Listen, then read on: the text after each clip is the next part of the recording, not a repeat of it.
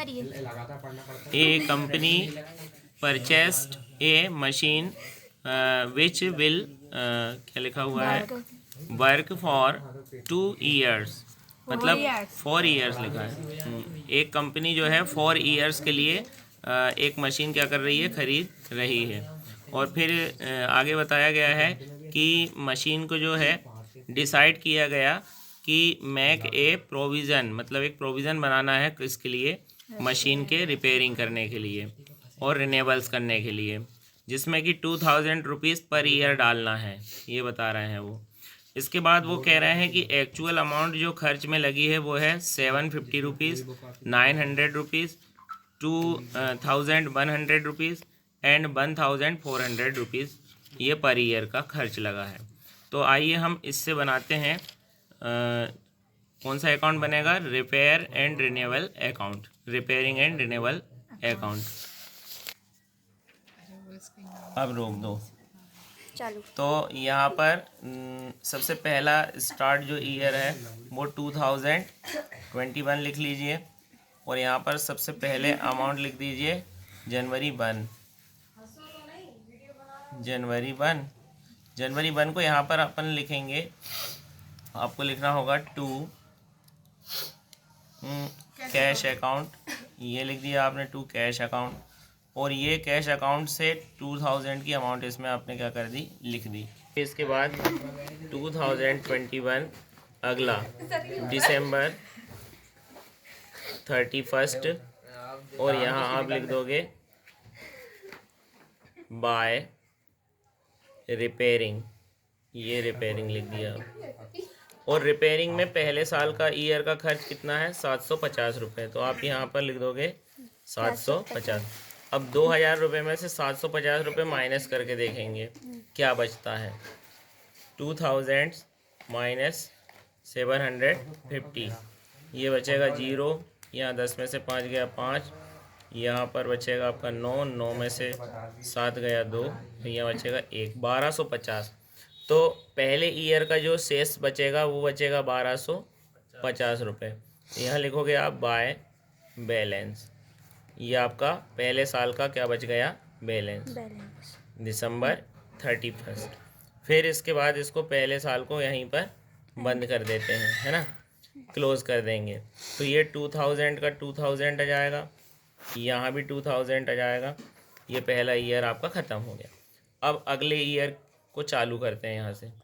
2022 जनवरी आ गई यहाँ पर 1, और बैलेंस को नीचे ले आते हैं, ये वाला बैलेंस यहाँ CD कैरी डाउन लिखेंगे, और यहाँ पर BD लिखेंगे, तो लिखेंगे 2 balance brought down.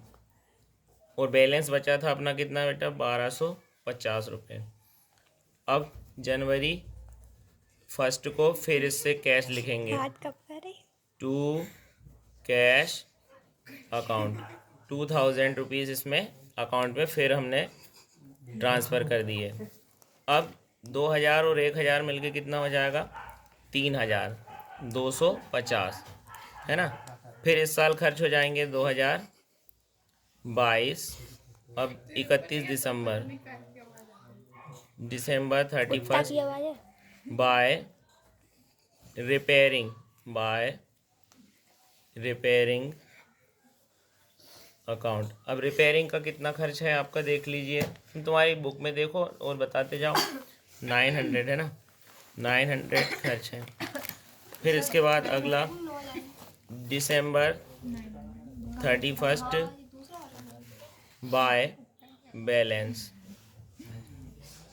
Balance CD।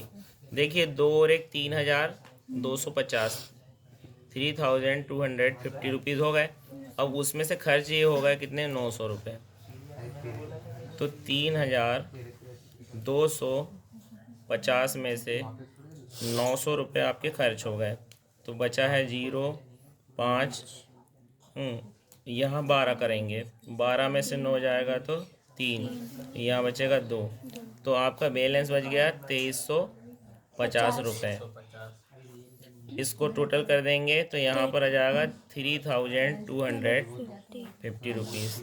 अब अगला ईयर चालू कर देते हैं ईयर 2023, जनवरी आ जाएगा फर्स्ट, और यहाँ लिख देंगे टू बैलेंस ब्रॉट डाउन, और वो बैलेंस पिछले महीने का बचा है उसको यहाँ लिख देंगे 2350 रुपीज़। अब इस महीने का फिर 2000 ट्रांसफ़र कर देंगे, यहाँ आ जाएगा बेटा टू कैश अकाउंट, ये जनवरी 1 को अपन ने फिर ट्रांसफ़र कर दिया। अब 2000 और 2000 मिलाओगे आप तो ये क्या हो जाएगा 4350 हो जाएगा।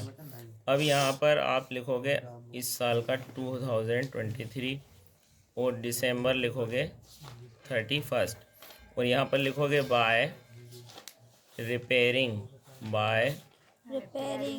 अकाउंट। अब इस साल की रिपेयरिंग कितने रुपए की बताई हुई है देख लेंगे, 1400 की रिपेयरिंग बताई है। अब हम माइनस करके देखते हैं, 4350 में से 1400 को माइनस करके देखते हैं, 0 5, यहाँ 13 में से 4 गया तो बचेगा 9, यहाँ आपका बचेगा क्या 3 में से 1 गया 2, तो 2950 रुपये ये तीसरे वर्ष में दिसंबर 31 ये बैलेंस बचा by balance CD carry down लिख देंगे, और यहाँ पर इसको फिर क्लोज कर देंगे।